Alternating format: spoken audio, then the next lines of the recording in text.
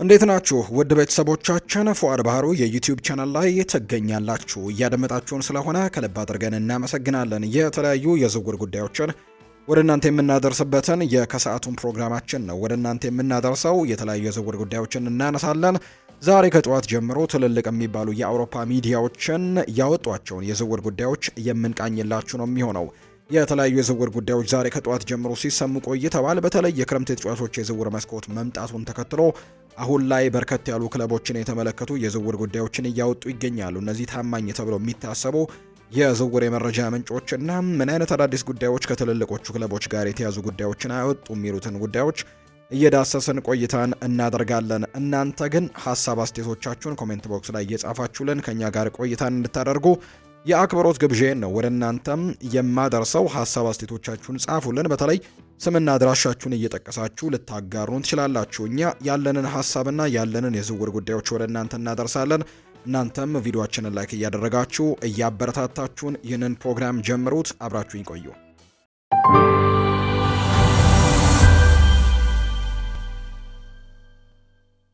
ማንቸስተር ዩናይትድ ለአስተን ቪላው አማካይ አማዱ ኦናና ግዙፍ የዝውውር ሂሳብን በማቅረብ ሊሳካለት እንደሚችል ተገምቷል።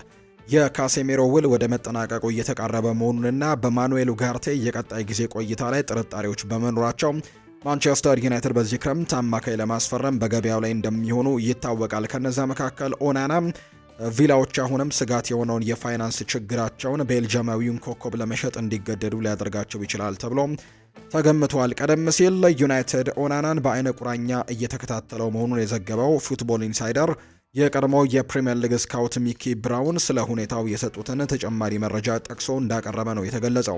አስተን ቪላ ለኦናና የሚቀርቡ ግዙፍ የዝውውር ጥያቄዎችንም ለመቀበል ጫና ውስጥ እንደሚወድቅ ነው እየተነገረ እንደሚገኝ ዘገባዎች እየወጡ የሚገኙት። የተለያዩ ጫናዎች ሊያርፍበት ይችላል ተብሎ ታስቧል። አስተን ቪላዎች ከፋይናንሻል ፌር ፕሌይ ጋር በተያዙ ጉዳዮች ላይ አስተን ቪላ ለኦናና የሚቀርቡ ግዙፍ የዝውውር ጥያቄዎችን ለመቀበልም እንደሚያስብ ነው የሚነገረው። ይህም በመሃል ሜዳው ላይ አዳዲስ ተጫዋቾችን ለሚፈልገው ዩናይትድም ትልቅ አጋጣሚ ነው።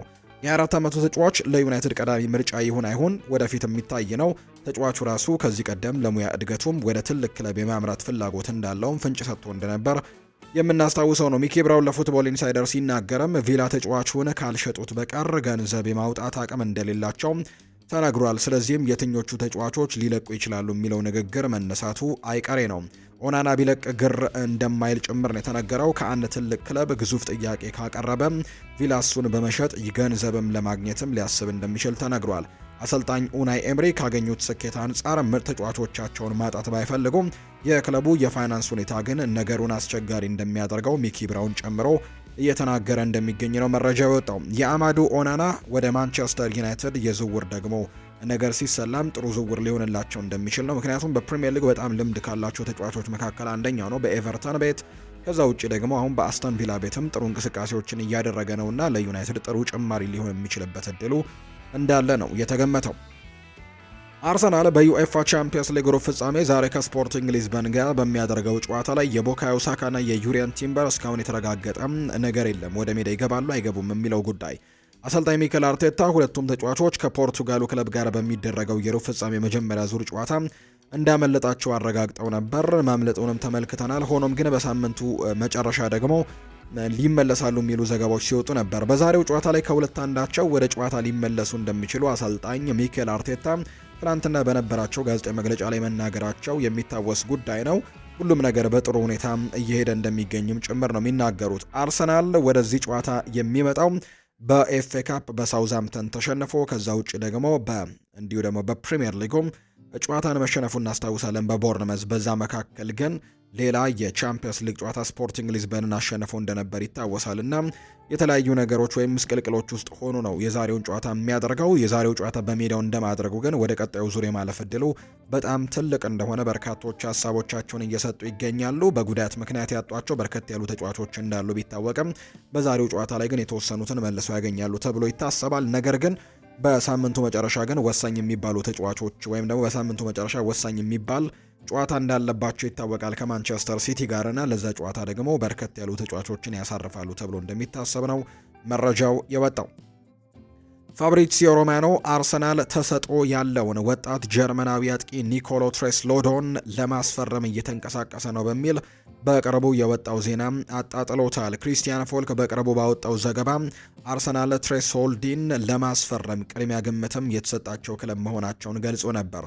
የሰሜን ለንደኑ ክለብ ተጫዋቹን ለማስፈረም ከፍተኛ ፍላጎት እንዳለውና አንዳንድ ንግግሮችን መጀመራቸውን ክሪስቲያን ፎልክ ጠቅሞ እንደነበር ነው መረጃዎች የወጡት።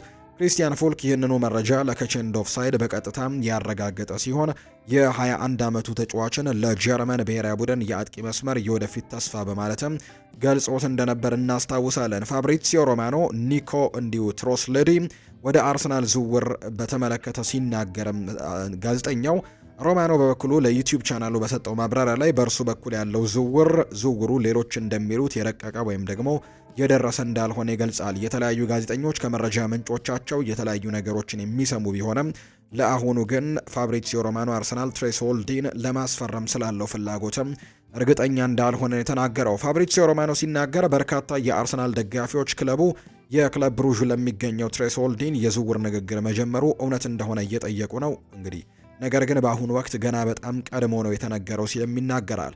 ስለዚህም የመጨረሻ ውሳኔ ወይም ደግሞ ድምዳሜ ለመስጠት የሚቻልበት ደረጃ ላይ አይደሉም። ነገር ግን መናገር የሚቻለው ነገር ቢኖር ግን ባገኘነው መረጃ መሰረት በአርሰናልና በትሬስሆልዲ መካከል እስካሁን ምንም የረቀቀ ወይም ተጨባጭ የሆነ ንግግር እንደሌለ ጭምር ነው። ይህ ጉዳይ በቀጣዮቹ ሳምንታትና ወራት ውስጥ ደግሞ ምን መልክ እንደሚይዝ ማየቱ አስደሳች ቢሆንም የአርሰናል ደጋፊዎች በክረምቱ የአጥቂ መስመራቸውን ማጠናከሪያ እንዲመጣላቸው እንደሚመኙ ጥርጥር የለውም የተባለው። ቪክተር ዮኬሬሽ በኤምሬትስ ያደረገው ጅምሮ ብዙም አሳማኝ አልነበረም። በሌላ በኩል ጋብርኤል ሄሱስ እና ካይ ሃቨርት ከጉዳት ጋር በተያዘ ከብቃታቸው በታች ሆነው ነው የታዩት። ትሬስሆልዲ አርሰናል ከሚመለከታቸው ጥቂት አጥቂዎች ወይም እጩዎች መካከል አንደኛው ሊሆን ይችላል። ፍሎሪያን ፕሌተንበርግ በቅርቡ ባወጣው መረጃ መሰረትም አርሰናሎች የባየር ሌቨርኩዘኑን ወጣት አጥቂ ክሪስቲያን ኮቫኒን እየተከታተሉ እንደሆነ መረጃዎች እየወጡ እንደሚገኝ ጭምር ነው ዘገባዎቹ ይፋ ያደረጉት። የቶተንሃሙ አሰልጣኝ ሮቤርቶ ዲ ዘርቢ ለቀሪው የውድድር ዘመን 6 ያክል ጨዋታዎች ተረስቶ የነበረውን ተጫዋችም ወደ ቡድኑ መልሶ ሊያመጣው እንደሚችል እየተዘገበ ነው። ስፐርስ በሊጉ ላለመውረድ እየተፋለመ እንደሚገኝ ይታወቃል። አሁን ላይ በሊጉ የመውረድ ቀጠና ውስጥም እንደሚገኝ ይታወቃል። አሰልጣኝ ኢጎር ቱዶርን ተክተው ወደ ስራ የገቡት ሮቤርቶ ዲ ዘርቢ ነገሮችን ይቀይራሉ ተብሎ አሁንም ተስፋ ተጥሎባቸዋል። እንደ ዘገባዎቹ ከሆነ ዲ ዘርቢ ከወሰዷቸው ቁልፍ እርምጃዎች አንደኛው በተደጋጋሚ በጉዳት ሲታመስ የነበረውን ሮድሪጎ ቤንታንኩርን ወደ ስብስብ መልሶ መቀላቀል ነው። ይህ የዩሩጓይ ኢንተርናሽናል አሁን ላይ ለጨዋታ ዝግጁ መሆኑ የተረጋገጠ ሲሆን ይህም ለቶተንሃም ቡድን አዲስ መነቃቃትን ለመፍጠር ትልቅ እድል እንደሚሰጥ ይጠበቃል። እንደ መረጃዎቹ ከሆነ ዲ ዘርቢ ሮድሪጎ ቤንታንኩርን ይወደባል የሚል የተለየ ስሜት አለ።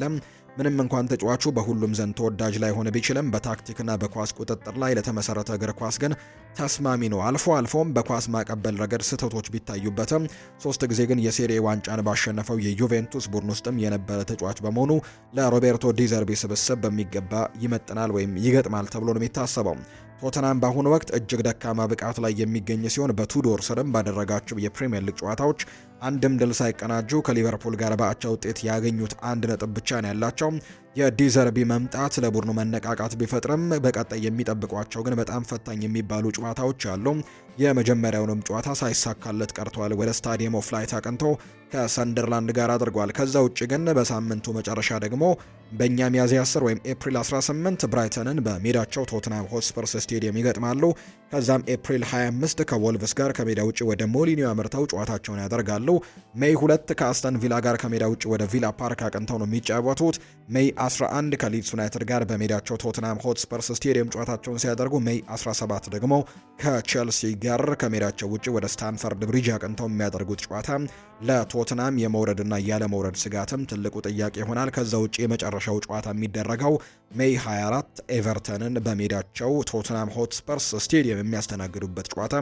እነዚህ ለዲዘርቢ ከፊቱ ያሉት ከባድ ስራዎች እንደሆኑ የሚያሳዩ ናቸው። ሌሎች ተጫዋቾችንም ከጉዳት ይመለሱለታል ተብሎ ነው የሚጠበቀው።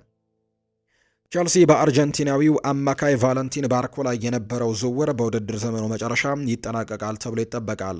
እንደ ቲዋይሲ ስፖርት ዘገባ ከሆነ የቀድሞ የቦካ ጁኒየርስ ተጫዋች በቀጣዮቹ ወራትም የለንደኑ ክለብን ይቀላቀላል፣ ምንም እንኳን ዝውውሩ ሙሉ በሙሉ ባይጠናቀቅም። እናም አንዳንድ ዝርዝር ጉዳዮች ቢቀሩም በቼልሲና በተጫዋቹ መካከል በውል ስምምነት ላይ ስምምነቶች ተደርሰዋል። በሁለቱ ክለቦች የጋራ ባለቤትነት ምክንያትም በቼልሲና በስትራስቡርግ መካከል ያለው የጠበቀ ግንኙነት ለዚህ ዝውውር መሳካትም ዋነኛው ምክንያት ሆናል። በሌላ በኩል ባርኮ በቼልሲ ከቀድሞ አሰልጣኙ ሊያም ሮስኒየር ጋር ዳግም ይገናኛል። ይህም የደቡብ አሜሪካ አማካይ በስትራስቡርግ ቆይታው በሮስኒየር ስርም የተጫወተ ሲሆን የቼልሲው አሰልጣኝ ስለ ተጫዋቹ ብቃት በሚገባ ያውቃሉ።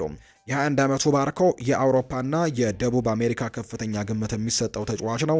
ቼልሲ እሱን ማስፈረሙ ለረጅም ጊዜ ስኬት የሚረዳው ትልቅ ዝውውር ሊሆን ይችላል። ተጫዋቹ በዚህ የውድድር ዘመን 2 ግቦችን በማስቆጠርና 9 አመቻችቶ በማቀበል ረገድ ተሳትፎ ያደረገ ሲሆን በተለያዩ የሜዳ ላይ ክፍሎች ላይም የመጫወት ብቃት አለው። በተለይም በክንፍ ተከላካይነት ወይም ፉልባክና በተከላካይ አማካኝነት ላይም መሰለፍ ይችላል የተባለው ቫለንቲን ባርኮ በ2025-26 የፈረንሳይ ሊግ አንድም ውድድር በየጨዋታው 90 ደቂቃ በአማካይ 2.2 ታክሎችንም አድርጓል። 5 ኳሶችን ነጥቋል። እንዲሁም 5.8 የኳስ ፍልሚያዎችንም አሸንፏል። በማቀበል ስኬቱም 87 በመቶ ሲሆን የረጅም ኳስ ማቀበል ስኬቱ ደግሞ 58 በመቶ ነው። የተጫዋቹ ሁለገብነት ዝውውሩ የሚሳካ ከሆነ ለቼልሲ ትልቅ መነቃቃትን ይፈጥራል። ክለቡ ጥራት ያለውና የተሻለ ቡድን ጥልቀትም የሚያስፈልገው በመሆኑ ይህ የ21 ዓመት ወጣትም ለረጅም ጊዜ የሚቆይ ኢንቨስትመንት ይሆናል ተብሎ ነው የሚታሰበው። ቲዋይሲ ስፖርት እንደገለጸው ከሆነ ተጫዋቹ ለቼልሲ ለመጫወትም አሁን ላይ የቀረው አንድ እርምጃ ብቻ ነው። ባርኮ ብሩህ ተስፋ ያለው ተጫዋች ሲሆን በአርጀንቲና ብሔራዊ ቡድን ውስጥም ቋሚ ተጫዋች ለመሆንም ጥረት ያደርጋል። ወደ እንግሊዝ ትልቅ ክለብም የመቀላቀሉ ደግሞ ለብሔራዊ ቡድኑ በቋሚነት መሰለፍ እድሉንም በእጅጉ ይጨምርለታል ተብሎ እንደሚታሰብ ነው መረጃው የወጣው። ማይልስ ሉዊስ ስኬሊ በውድድር ዘመኑ መጨረሻ ከአርሰናል ሊለቅ እንደሚችል ስሙ እየተነሳ ነው። የ19 ዓመቱ የግራ መስመር ተከላካይ በለንደኑ ክለብ በቋሚነት የመሰለፍ እድልን ለማግኘትም እየተቸገረ ሲሆን በዚህ የዕድሜ ክልል ላይ ደግሞ በቋሚነት መጫወትን ይፈልጋል። ማንቸስተር ዩናይትድ በክረምቱ ተጫዋቹን በክለቡ የማስወጣትም ዝግጁ መሆኑ ተገልጿል። ቤን ጃኮብስ እንደዘገበው ከሆነ ማንቸስተር ዩናይትድ ለ19 ዓመቱ ተጫዋችም መደበኛ ያልሆነ ጥያቄ ያቀረበ ሲሆን ለተጫዋቹም ከፍተኛ ግምት ሰጥተውታል። ተከላካዩ በሚቀጥለው የውድድር ዘመን በቋሚነት ለመጫወት ሲልም ክለቡን ለመልቀቅ ፍላጎት እንዳለው ተዘግቧል። ይሁን እንጂ ማንቸስተር ዩናይትድ እስካሁን አርሰናልን በቀጥታ አላነጋገረም። በተጨማሪም ታዳጊው ተከላካይ ዝውውሩ ለእድገቱ ጠቃሚ መሆኑን ማሳመንም ይኖርባቸዋል። ቤን ጃኮብስ ሲናገር ዩናይትድ መደበኛ ያልሆነ ጥያቄን አቅርቧል፣ ይወዱታልም። ተጫዋቹም ተጨማሪ የጨዋታ ደቂቃዎችን ለማግኘት አማራጮችን ለመመልከትም ዝግጁ ነው። አንድ ክለብ ለክለብም ጋር የሚደረግ ንግግርም ለመጀመር ከፈለገም ከተለመደው በላይ ዋጋ ወይም ኦቨርፕሌይ መክፈልም ይኖርበታል። ፈላጊዎቹ መጀመሪያ ሉዊስ ስኬሊ በዝውውሩ እንዲስማማ ማድረግም ይኖርባቸዋል። ይህም አርሰናል ለንግግር እንዲቀመጥ ለማሳመንም ይረዳል የተባለው። ማንቸስተር ዩናይትድ ወጣት ተጫዋቾችን በማፍራት ረገድ ረጅም ታሪክ አለው። ይህም ለ19 ዓመት ታዳጊ ብቃቱን እንዲያሳድግና አቅሙን እንዲያወጣ ሊረዱት ይችላሉ። ክለቡ በግራ መስመር ተከላካይነት ረገድ ጥራት ያለው ተጫዋችን የሚፈልግ ሲሆን የአርሰናል ወጣት ለሉክ ሾው ተስማሚ የረጅም ጊዜ ተተኪም ሊሆን ይችላል ተብሎ ነው የሚታሰበው። ማንቸስተር ዩናይትድ ዝውውሩን ለመፈጸም የሚያስችል የፋይናንስ አቅም ቢኖረውም ወጣቱን ተከላካይ ማሳመን መቻላቸውን ግን ወደፊት የሚታይ ነው። ሉዊስ ስኬሊ በዚህ የውድድር ዘመን በፕሪሚየር ሊጉ የተጫወተው 312 ደቂቃዎችን ብቻ ነው። አርሰናል ተጫዋቹን እንዲሸጥ ማሳመን ከባድ ይሆናል። አርሰናሎች እንደሱ ያለ ተስፋ ሰጪ ወጣት ተጫዋችን ማጣት ባይፈልጉም በቋሚነት እንዲሰለፍ ግን እድል አልሰጡትም። ክለቡ ተጫዋቹን ለመልቀቅ ቢገደድ እንኳን በቀጥታ ተቀናቃኙ መሸጥም አይፈልግም እየተባለ እንደሚገኝ ነው ዘገባዎች እየጠቆሙ የሚገኙት። የኒውካስል ዩናይትድ አማካይ ሳንድሮ ቶናሊ በውድድር ዘመኑ መጨረሻ ለማንቸስተር ዩናይትድ እና ማንቸስተር ሲቲ ዋነኛ ኢላማ ሆኗል። ይሁን እንጂ ዝውውሩን ለማጠናቀቅ ቀላል አይሆንም። ቲም ቶክ እንደዘገበው ከሆነ ኒውካስል ዩናይትድ ለተጫዋቹ 100 ሚሊዮን ፓውንድ ዋጋ የለጠፈበት ቢሆንም ዋናው እንቅፋት ግን ይሄ ብቻ አይደለም። ዩቬንቱስ ይህንን የ25 ዓመት ጣሊያናዊ ኢንተርናሽናል ለማስፈረም ፍላጎት ያለው ሲሆን ቶናሊ ራሱም ወደ ጣሊያን እግር ኳስ የመመለስ ከፍተኛ ፍላጎት አለው። ከዩቬንቱስ የሚቀርብለት ጥያቄ ምን ያክል ሊያጓጓው እንደሚችል የሚታይ ነው። ቶናሊ ከአርሰናል ጋርም ስሙ መያያዙን ቀጥሏል። ቶናሊ ጥራት ያለው ተጫዋች መሆኑን በፕሪሚየር ሊግ ባሳየው ብቃትም ያስመሰከረ ሲሆን ለኒውካስል ዩናይትድም አስተማማኝ ተከላካይ አማካይ ሆኖ ቆይቷል። እሱ ለማንቸስተር ዩናይትድም ሆነ ለማንቸስተር ሲቲ የተጨማሪ ጥንካሬን መስጠት የሚችል ብቃት ያለው ነው። ማንቸስተር ዩናይትድ ለካሴሜሮ ተስማሚ የረጅም ጊዜ ተተኪ የሚፈልግ ሲሆን ቶናሊ ለዚህ ቦታ ተመራጭ ነው። ተጫዋቹ በፕሪሚየር ሊጉ ጋርም የተላመደ በመሆኑ ደግሞ በቀጥታ ተጽዕኖ መፍጠር ይችላል። በሌላ በኩል ማንቸስተር ሲቲ በተከላካይ አማካኝነት ላይ በሮድሪ ላይ ብቻ ጥገኛ ይሆናል። ይህም ስፔናዊ ኢንተርናሽናል ድጋፍ የሚያስፈልገው በመሆኑ ቶናሊ የጨዋታ ጫናውንም ሊቀንስለት ይችላል ነው የተባለው። ሁለቱ የማንቸስተር ከተማ ክለቦች ለዝውውሩ 100 ሚሊዮን ፓውንድ ለመክፈል ፍቃደኛ መሆን አለመሆናቸው ገና የሚታይ ነው። በተጨማሪም ተጫዋቹ ወደ ጣሊያን የመመለስ እቅዱ እንዲሰረዝም ማሳመን ይኖርባቸዋል። ዝውውሩ ቀጥተኛና ቀላል የማይሆን ሲሆን በክረምቱ ሁኔታው እንዴት እንደሚቀየርም የሚጠበቅ ነው። ኒውካስል በከፍተኛ ደረጃ ለመወዳደር ሲልም ምርጥ ተጫዋቾቹን በክለቡ ለማቆየትም ይፈልጋል የሚል መረጃ ወጥቷል። አርሰናል በውድድር ዘመኑ መጨረሻ ኖርዌያዊውን የክንፍ አጥቂ ጄሰን ፔተርን ለማስፈረም ፍላጎት አለው። ስፖርትስ ቡም የተባለ የመረጃ ምንጭ ይፋ እንዳደረገው ከሆነ የአርሰናሉ አሰልጣኝ ሚኬል አርቴታ ተጫዋቹን በዚህ የውድድር ዘመን በዩኤፋ ቻምፒየንስ ሊግ ባሳየው ብቃትም 6 ግቦችንና 2 አሲስቶችን አድርጓል። በዚህም ምክንያት ተማርከውበታል። ክለቡ የዚህን ተጫዋች ፊርማ ለማግኘት ተስፋ አድርጓል። ተጫዋቹ በክረምቱ 40 ሚሊዮን ፓውንድ አካባቢ የሚያወጣ ሲሆን አርሰናልም ከማንቸስተር ዩናይትድ ከፍተኛ ፉክክር ይጠብቀዋል። ይህ ተጫዋች ከጥቂት ወራት በፊት ከሊድስ ዩናይትድ ጋር ስሙ ተያይዞ እንደነበር የሚታወስ ነው። የ26 ዓመቱ ተጫዋች በኳስ ሕይወቱ ምርጥ ደረጃ ላይ የሚገኝ ሲሆን ወደ እንግሊዝ የማምራት እድል ማግኘቱ ለሱ አጓጊ ሊሆን ይችላል። አርሰናል በክንፍ መስመሩ ላይ ተጨማሪ ጥራት ለሚፈልግ በመሆኑ እሱን ለማስፈረምም በጣም ጠቃሚ ይሆናል። የተጫዋች ለቡድኑ ግቦችንና ተጨማሪ ፈጠራንም ይጨምራል። አርሰናል በአጥቂ ክፍሉ ላይም ተቀናቃኞችን ግራ የሚያጋባ ወይም አንፕሬዲክታቢሊቲ ብቃት ያለው ተጫዋች ይፈልጋል የሚል መረጃን አውጥቷል። አርሰናሎች በክረምቱ ለዚህ አጥቂ 40 ሚሊዮን ፓውንድ ለመክፈልም ዝግጁ መሆን አለመሆናቸው የሚታይ ነው። በሌላ በኩል ማንቸስተር ዩናይትድ ሁኔታውን በቅርበት እየተከታተለ ነው። ዩናይትዶች በሚቀጥለው የውድድር ዘመን በቻምፒየንስ ሊግ ሊሳተፍ ስለሚችል ጥልቀት ያለው ስብስብም ያስፈልጋቸዋል። የኖርዌያዊ አጥቂ ክፍላቸው ላይም ጥሩ አማራጭ ሊሆንላቸው ይችላል። ማንቸስተር ዩናይትድም ይህንን ከበርካታ ዓመታት ሲከታተሉት የነበረ እንደሆነ ይታወቃል። አርሰናልና ማንቸስተር ዩናይትድ በዓለም ላይ ካሉ ትልልቅ ክለቦች መካከል የሚጠቀሱ በመሆኑ እነርሱን የመቀላቀል እድልም ለአጥቂው ትልቅ ትርጉም አለው። የተጫዋች በኳስ ሕይወቱ ቀጣዩን እርምጃ ለመውሰድም በጣም እንደሚፈልግ የተዘገበ ሲሆን በፕሪሚየር ሊጉ መጫወት ደግሞ ለሱ ትልቅ ህልም ነው። ራሱንም በሊጉ ካሉ ጠንካራ ተከላካዮች ጋር መፈተንም ይፈልጋል። አርሰናል ተጫዋቹን ለማስፈረም የሚደረገው ፉክክርም አሸናፊ እንደሚሆን እምነቱ ያለው ሲሆን በቀጣዮቹ ሳምንታት ሁኔታው እንዴት እንደሚቀየር ማየቱ አስደሳች ያደርገዋል ተብሎ እንደሚታሰብ ነው መረጃዎቹ እየወጡ የሚገኙት። ውድ ቤተሰቦቻችን ይህ ፉአድ ባህሩ የዩቲዩብ ቻናላችን ነው። እያደመጣችሁን ስለሆነ ከልብ አድርገን እናመሰግናለን። የዝውውር ጉዳዮችን ሰፋ አድርገን ወደ እናንተ ያደረስበት የዕለተ ረቡዕ የከሰዓቱ ፕሮግራማችን ይህንን ይመስል ነበር። ቆይታችሁን ከእኛ ጋር ስላደረጋችሁ ከልብ አድርገን ነው የምናመሰግናችሁ። ሀሳብ አስተያየቶቻችሁን ኮሜንት ቦክስ ላይ ልታጋሩን ትችላላችሁ። ስለ ፕሮግራማችን እንዲሁ ስለ ሌሎች ርዕሰ ጉዳዮችም ያላችሁን ሀሳብ ኮሜንት ቦክስ ላይ ልትጽፉልን ትችላላችሁ። ከዛ ውጭ ግን ሌሎች ስፖርታዊ ጉዳዮችን፣ ሌሎች የዝውውር ጉዳዮች በተከታታይ እንዲደርሳችሁ ደግሞ ይህንን ቻናል ሰብስክራይብ እያደረጋችሁ የቤተሰባችን አባል እንድትሆኑ በአክብሮት እንጋብዛለን። እኛ ለዛሬ ያዝንላችሁ ፕሮግራም ይህንን ይመስል ነበር። በቀጣይ ፕሮግራሞቻችን ሌሎች የዝውውር ጉዳዮችን አካተን በቀጣይ ፕሮግራሞቻችን ዳግም የምንገናኝ ይሆናል። መልካም ጊዜ፣ መልካም ደግሞ ቀን እንዲሆንላችሁም በአክብሮት እመኛለሁ።